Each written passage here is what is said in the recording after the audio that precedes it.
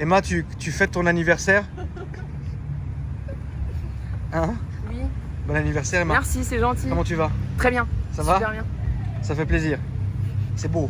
C'est magnifique. C'est très beau. Petit palais, gâteau d'anniversaire. Voilà, c'est ça, exactement.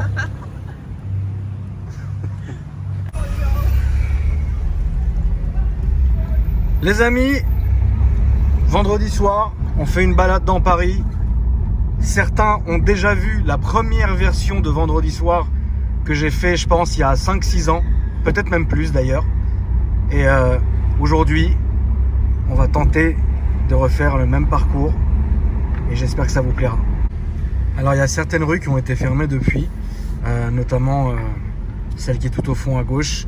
On ne peut plus y aller. Parce que les gens se plaignaient de ouf, hein, les riverains se plaignaient de malade mental du fait qu'il y avait tout le temps du bruit, du fait qu'il y avait tout le temps des gens et voilà. Donc là on est sur les Champs-Élysées les amis. Comme vous le voyez, il est 1h53 du matin, c'est tranquille, ça vit, les gens s'amusent, se font plaisir et c'est ce qu'il faut. Il y a aussi quelques belles voitures qui sont assez sympas. Je pense que les Champs-Élysées, quand on vit à Paris, même si certains Parisiens détestent, moi j'ai toujours bien aimé en fait y passer. Parce que ici, en fait, tu vois tout. Il peut y avoir des chasses, des poursuites avec les flics vers 4-5 heures du matin. Il peut y avoir genre plein de trucs en fait. Et c'est ça qui est ouf. C'est ça que moi je trouve que les Champs-Élysées c'est charmant pour ça en fait. Qu'est-ce que j'ai pu tourner ici? Un peu moins, alors c'est bizarre parce que quand j'habitais un peu plus loin, j'allais beaucoup sur les champs. Alors pas pour y traîner mais j'y passais en fait, j'aimais bien. Une fois que j'ai habité réellement à côté, vraiment à 3 rues d'ici, mon parking était juste en dessous d'ailleurs. Puis c'est là que j'ai rouvert ma chaîne YouTube, donc vous avez connu cette époque. Finalement j'allais plus trop sur les champs. C'est bizarre. En fait les champs, il n'y a pas trop d'intérêt en vrai, mais tout le monde y va. C'est vrai qu'y aller la journée, oui, tu vas avoir les boutiques, tu vas avoir plusieurs trucs à faire, mais y aller le soir, à part te balader comme d'ailleurs les gens le font, t'amuser, etc. Il n'y a pas grand intérêt. Mais voilà, en tout cas, moi j'aime bien y passer, ça fait toujours plaisir. Donc là on est en train de remonter vers l'Arc de Triomphe. On va arriver à la place de l'Étoile. Et ça va les frères, tranquille? Je t'écoute mon ref.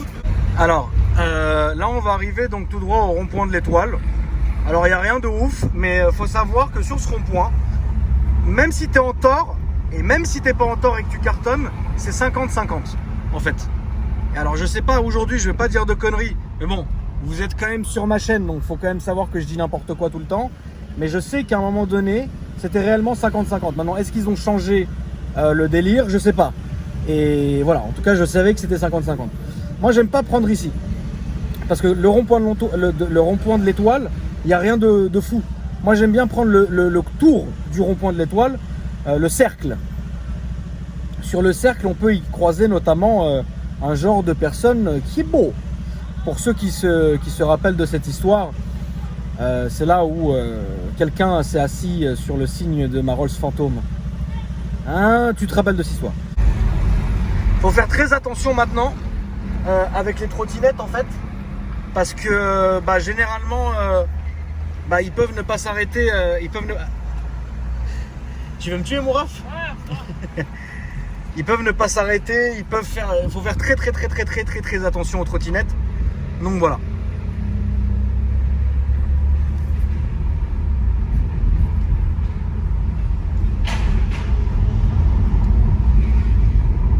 Faut aussi faire très gaffe quand on passe ici la famille, notamment dans ces rues-là qui arrivent à Place de l'Étoile.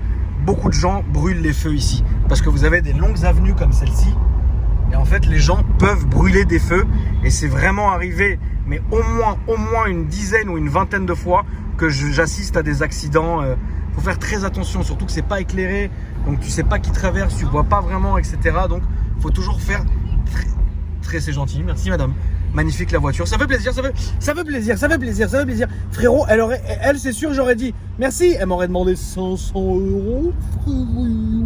Ici, je vous fais pas un tableau sur les voitures qui sont garées en warning. Tout le monde a compris ce que c'était. Je ne vais pas l'expliquer. Si toi tu n'as pas compris, les gens vont se faire un plaisir de t'expliquer dans les commentaires. Ici, vous avez le garage Range. La famille, putain, les routes, elles sont dans un état du seigneur de ouf. Mais c'est un peu beau. Alors ici, il y avait une boîte qui est fermée là aujourd'hui. Bah, vous avez compris pourquoi. Hein, qui était ici. Avant, ça s'appelait l'Étoile. Maintenant, ça s'appelle l'Arc. C'est ici que j'ai fêté mes 18 ans. J'étais un assez bon buveur, même un assez bon buveur. Comme quoi, la vérité sort toute seule. Quand j'étais bien jeune. Et je me rappelle à peu près de cette soirée. Déjà, j'ai fait ma soirée d'anniversaire. On n'était que 2. Déjà, pour commencer, ça montre qu'il y a un problème. Et on avait réussi par un miracle. Alors, je vous explique, il y avait un gars qui s'appelait Thierry, je sais plus quoi, qui lui s'occupait de la porte. C'était pas le physio ni le videur, mais lui, en fait, c'était vraiment le mec qui est dedans, qui est au téléphone avec son Bluetooth. À l'époque, c'était les oreillettes Bluetooth qui arrivaient jusqu'ici, frérot. Et le mec, en fait, tu l'appelais, il disait pardon, allô. Il était complètement fou. Et moi, je m'étais fait passer pour le chaouche d'un prince saoudien. J'avais fait allô, oui, bonjour, je suis le manager d'une célébrité saoudienne. J'avais dit n'importe quoi. Et au final, le mec m'avait laissé rentrer, moi et mon pote. Et j'étais rentré. J'avais une dégaine, frère. J'avais des Adidas Box. J'avais un jean diesel délavé, dégueulasse, frère, délavé à l'eau de Javel, parce qu'à l'époque c'était la mode, c'est comme ça. Et un débardeur. Et frérot, quand je suis arrivé, j'avais un manteau en cuir, j'ai enlevé mon cuir. Je me rappellerai toute ma vie, le vestiaire, le mec du vestiaire, il m'a regardé, il m'a fait hey, tu crois que tu vas à la boxe ou quoi? Ramène ta veste là. Il m'a jeté la veste, frérot, je savais plus quoi faire. Donc j'avais remis ma veste, on avait dansé, frérot, je m'étais ouvert en deux. J'étais tellement ouvert en deux que mon pote qui s'appelle Charles, que je ne vois plus, hein, salut Charles, m'avait emmené au duplex et là franchement j'ai plus aucune nouvelle. Je sais que je suis arrivé chez moi, alors s'il m'a fait le fion ou pas, ça c'est la grande question. Mais en tout cas, je suis quand même arrivé chez moi et c'est pas la dernière fois où j'ai picolé. La dernière fois où j'ai picolé d'ailleurs j'ai fait un truc ridicule, pardon. J'étais parti à l'Ice Bar. Alors je sais pas si certains d'entre vous connaissent, c'est une espèce de concept bizarroïde où il fait moins 50 degrés, tu rentres en doudoune, tu fais que picoler et tu sors et c'était hala, machin. Moi j'avais fait ça, j'étais mort dans le film. C'était à l'époque où j'avais ma Porsche Boxster. Je suis rentré complètement mort en voiture, donc déjà c'est bien, merci d'être venu en bas de chez mon ex, alors que j'avais aucun problème avec elle et je criais Audrey, c'est son daron qui est descendu, il m'a mis une baffe, frérot, c'est tout ce que j'ai gagné d'Audrey.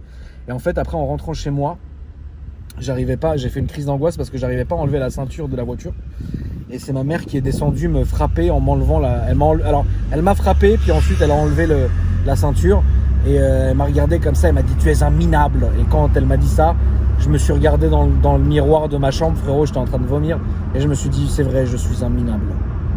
J'ai arrêté de picoler, c'est beau quand même, mais non mais quand même, vous pouvez dire quand même, c'est beau. Alors ici on arrive à la place Victor Hugo. Ici c'était entre guillemets, j'aime pas dire ce mot, mais c'était mon QG. Je passais ma vie ici et on se mettait toujours là devant l'église. Alors c'est vrai qu'aujourd'hui, bon maintenant j'habite ni dans ce quartier, ni j'y passe de temps en temps, mais quand on voit en fait les jeunes qui avaient notre âge à l'époque aujourd'hui dans ce quartier, je me dis putain, et alors c'est pas pour être méchant avec vous la famille, mais qu'est-ce qu'on avait l'air ridicule, frère.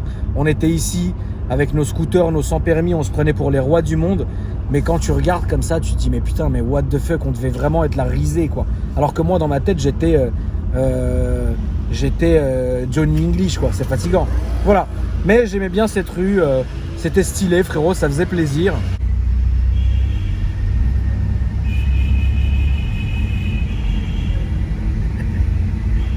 C'est beau quand même, c'est un peu beau. Petite sans permis du Seigneur, ça fait plaisir. On était à peu près comme ça, voilà. Mais ça fait plaisir, c'est beau, c'est beau. Ensuite, cette parcelle n'a pas grand intérêt. Voilà. Victor Hugo, la fin de Victor Hugo n'avait pas d'autre intérêt, la famille, que le laboratoire d'analyse médicale. Je vous passe les détails pourquoi on y passait nos journées. Je pense que certains ont compris. Petite voiture sympa garée ici, frérot. Voilà. Et puis, c'est très calme hein, ici. En fait, la journée, le week-end ici, ça va être le Far West. Mais la nuit, il n'y a pas un chat. Donc c'est pour ça que toutes nos conneries, notamment en voiture, notre top speed ou quand on jouait même au golf là ici, ben on les faisait la nuit ici parce qu'il n'y a rien. À part les flics qui passent, il n'y a rien. Et en fait, on avait calculé les rondes des flics qui arrivent par ici, tu vois, parce que le commissariat est juste là-bas. Et ils arrivaient par l'autre côté aussi. Mais bon, c'était à nous de calculer quoi. On faisait les calculs, on savait très bien quand est-ce qu'ils arrivaient quoi. Ça va ou quoi? Bien vous les refs. Tranquille. Ça fait quoi là? Ah non, on va sur les champs, T'as raison frère, j'y étais. Bon, c'est que tu vas BDC sur Snapchat. C'est-à-dire moi tirer du bas, comme vous l'entendez. Vas-y la famille, c'est carré. Vas-y, à bientôt les gars. Attention sur la route avec le téléphone, c'est dangereux. Toujours, fais attention au scooter toi aussi mon ref. Vas-y, à bientôt.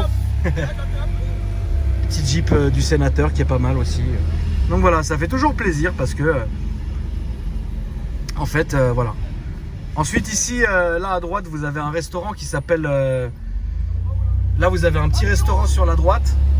Et c'est là où je suis tombé devant la meuf en Harley Davidson. Alors je vais vous raconter vite fait cette histoire pour ceux qui la connaissent pas. Moi je me prétends absolument pas être un motard, mais j'aime beaucoup Harley Davidson. Je trouve que c'est des très belles machines. Mais je pense aussi que je ne suis pas fait pour la moto. Voilà, c'est dramatique mais c'est comme ça. Et bah je passais souvent en Harley Davidson devant ce café. Et figurez-vous qu'un jour j'avais un de mes crushs à l'époque, évidemment, ferme-la. Putain mais Marie-Louise quoi, elle était vraiment genre Marie-Louise quoi. Elle s'appelle Marie-Louise quoi. Hein, où est-ce qu'on t'envoie ton chèque frère?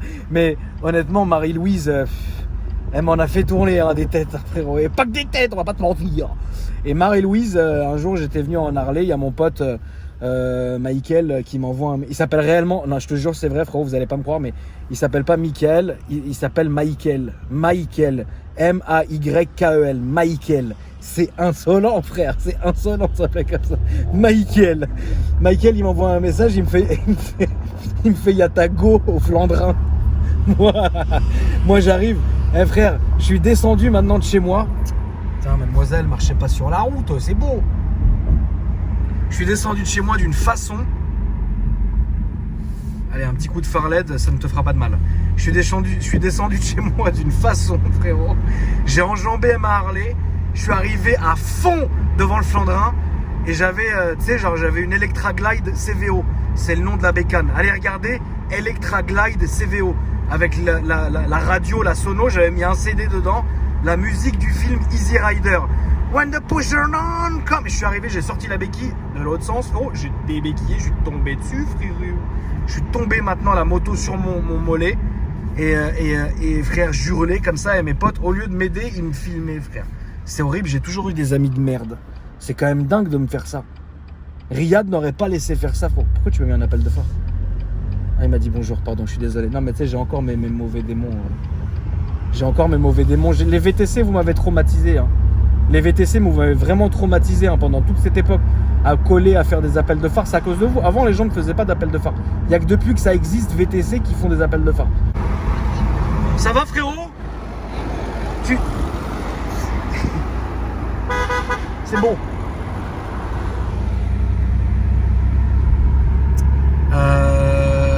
Nous rentrons dans le bois de Boubou. Bois de Boulogne, frérot.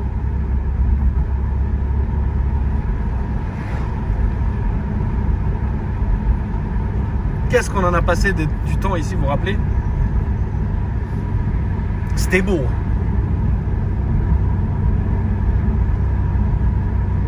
Après, c'est quand même agréable parce que là, dans Paris, je sais pas si vous avez vu la température, il faisait genre 29 degrés. Attends, c'est très dangereux de faire ça.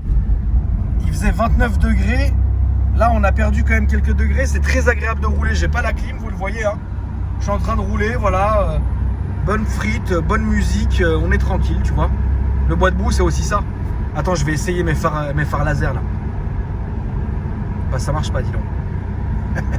Peut-être il fait pas assez sombre. Mais j'aime les phares laser quand ils éclairent sur le côté. Attends, là ça va le faire là. Regardez phares laser. Phares laser. Ça n'a rien fait mon frère. Le jour où GMK il est parti chercher son Audi RS6 là chez Mehmet, il est rentré, moi je le suivais. Je sais plus ce que j'avais comme caisse. Et lui il était devant, il ouvrait la route. Et la vie de ma mère, les phares Matrix là des Audi, Et il éclairait la lune avec, frère. Comment j'étais jaloux derrière. J'étais comme ça. Moi, j'avais mes ampoules, frère. J'étais mes halogènes, frère. J'étais comme ça. Je sais plus, je crois que c'était Jenny qui était à côté de moi. Elle a dit, ah, bah regardez, tu sais, c'est ça, entre nous, elle kiffe, tu vois. Elle m'a regardé, elle a dit, ah, t'as vu, Mskin, tes phares, ils éclairent rien, Mskin. Je dis, mais tu ne peux pas dire Mskin, tu viens de quand, quelque part? Ouais, après, sa voiture est tombée en panne. Quelque part, faut la fermer. Hein? Voilà. Mais bon, c'est beau! Là, les amis, je sais pas si certains d'entre vous se rappellent. J'avais un BM Alpina à un moment donné, B6 cab, magnifique. Et j'avais fait des donuts ici, j'avais pété un pneu. Et c'était ridicule parce que tout le monde m'avait insulté. Oui, tu ne respectes pas ton matériel. Alors que franchement, on pouvait pas dire la famille. Hein. Moi, j'ai toujours respecté mes voitures. Toujours. Franchement, la vérité, entre vous et moi, là, maintenant. Est-ce qu'il y a une voiture que j'ai pas respectée depuis toujours? Vous m'avez déjà vu faire n'importe quoi? Et pourtant, hein, franchement, je conduis comme ça tout le temps. À part sur l'autoroute, c'est vrai que sur l'autoroute, j'ai tendance à vraiment conduire très fort. Mais en ville, comme ça, machin, à part des petites accels de temps en temps, je respecte toujours mes voitures. Ça, c'est la vérité. De mémoire, il n'y a pas une voiture comme ça que j'ai pas respectée. Même les voitures qu'on me prête qui sont pas à moi, bah, je les respecte aussi. Tu vois? Moi, je me vois pas. La voiture, là, elle est neuve, elle est en rodage. Alors, vous allez peut-être pas me croire, je m'en fous, tu vois, mais vraiment, hein, genre, je respecte cette voiture-là qui est en rodage, qui a 236 000 km. Putain, la vache, 236 000. Qui a 236 km. Comme si je roulais une Aventador ou quoi que ce soit, tu vois. C'est quand même, enfin, tu sais, tu l'as payé, c'est ton argent. C'est même pas la question comment tu l'as payé facilement ou pas, tu vois. Mais c'est quand même à toi. Enfin, c'est une belle machine, que ça soit ça ou même une toute petite voiture, tu vois. Faut quand même s'occuper de ses biens. Alors même pas quand c'est neuf. Mais putain, quand même, c'est à toi. Faut quand même bien s'en occuper. Enfin bref, on va pas pleurer de toute façon. Mais moi, je conduis toujours comme ça. Et j'aime pas conduire bêtement. Et surtout les rodages d'ailleurs. On va regarder quand est-ce que c'est le rodage. Le rodage, les amis, c'est contrôle rodage dans 1800 km. Et on ira le faire chez BM Indigo. Le feu était rouge. Ah non, lui, il avait le droit de tourner. C'est normal. Bah maintenant, depuis que j'habite un peu plus loin que ça, maintenant, je passe un peu beaucoup ici. Maintenant, bah tout le temps d'ailleurs. Parfois, je prends le tunnel, mais sinon, je passe souvent par ici. Le soir, pour rentrer chez moi, ça me fait une petite balade. La route est douce. Mais honnêtement, ça vaut pas le... Enfin, il n'y a rien de dingue, quoi. C'est dingue, hein? Il n'y a rien de dingue. Mais bon, voilà. Là, il y a un radar. Je comprends pas qui flash ou quoi, mais bon. Je ne l'ai jamais pris pour l'instant. Après, c'est vrai que cette route-là, notamment, que ce soit avec le RS6 ou autre, quand je la remonte fort, généralement. Parce que quand je la remonte le soir. Et il n'y a personne. Et là, tu peux te faire un petit plaisir de temps en temps. Voilà. Sinon, c'est à peu près tout. Enfin, il n'y a rien de transcendant à se balader ici, quoi. Tu vois. Voilà la famille, c'est tout pour moi. J'espère que ce vlog vous a plu. Ça fait plaisir. Je vous laisse sur ces très belles images de la pleine lune. Hein, pas la mienne, tu m'as compris. Ah bon, on va plus la voir. C'est bête, hein. Mes réseaux sociaux s'affichent en dessous, la famille. Si vous avez envie de me suivre, c'est avec grand plaisir. Je vous embrasse. Prenez soin de vous. Et je vous dis à après-demain pour une nouvelle vidéo. Salut!